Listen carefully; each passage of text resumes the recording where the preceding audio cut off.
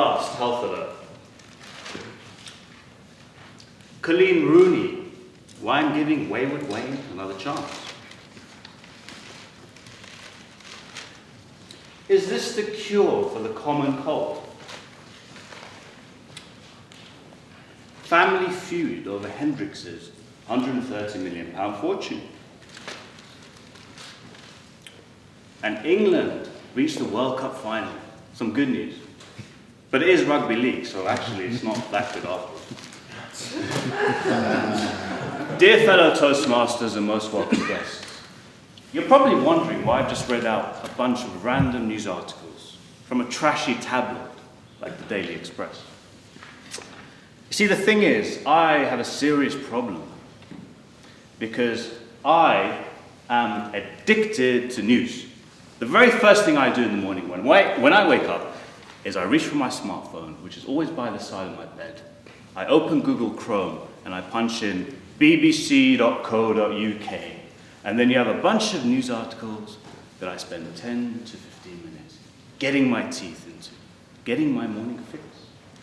And as the day wears on, TV, radio, laptop, the Evening Standard on the tube journey home, I'm consuming news, and indeed consumed by it. So you probably think, yeah, you're a bit weird, Harun, what's wrong with you? Thing is, you guys share the same affliction as I do because these are shared tendencies. Apparently we spend up to 90 minutes per day. 10% of our waking lives consuming news. But what's wrong with that? You know, you're well informed, social settings are easier. Well, here's the truth, here's what I think, right? News is irrelevant. Hands up anyone here that's from Zimbabwe. That's from Zimbabwe. Or knows someone that's from Zimbabwe. Couple of hands. Have you been to Zimbabwe? So that's about 5 hands in the air. So why is it that every single person in this room knows exactly what happened to Robert Mugabe last week? Pointless information, right? Or how about the fact that I've read 10,000 news articles this year, and there's only been one that's given any remote value to my life, and that's the one that told me to refrain from consuming news. News is not just irrelevant, it's also toxic to your body. 6, 7 times a day I hear about Brexit. I'm following a minute-by-minute update from a live gun massacre in the US, and it makes me feel like crap. And how about the Middle East? Anything you read about the Middle East these days is just crap. It makes you feel bad. And then you also have the fact that not only is news irrelevant and it's toxic, but there's another thing that's wrong with news. And that's the fact that you can't actually get better with news. Because with news, it stifles your creativity. And it messes with your thinking.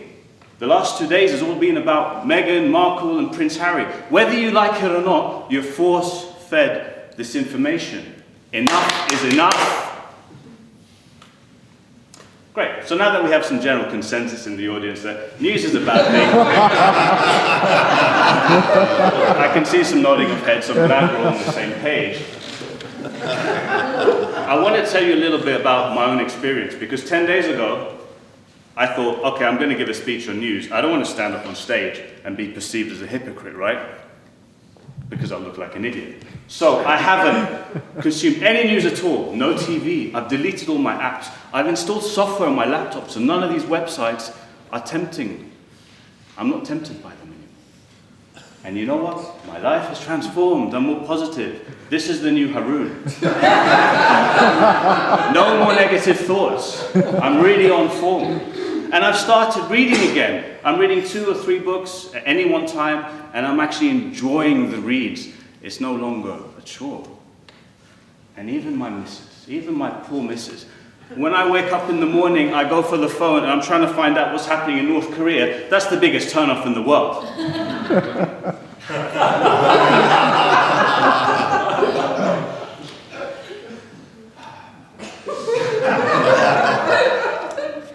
In conclusion, dear fellow fellow early birds, I want you to join me on my quest to be permanently news-free, to take back control, to take that extra 10% and do what you need to do in your life so that you're no longer busy all the time. You may want to meditate, do some exercise, make love to your partner, whatever you will fancy, but do it.